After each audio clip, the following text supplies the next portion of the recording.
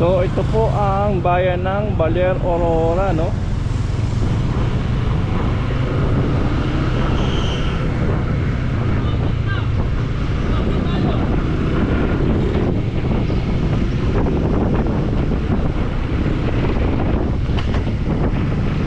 Yan, so next destination po tayo guys. Base dito is 30 minutes siya. So 8:26 na po 8:26 na po ng umaga ngayon dito, pero medyo mainit.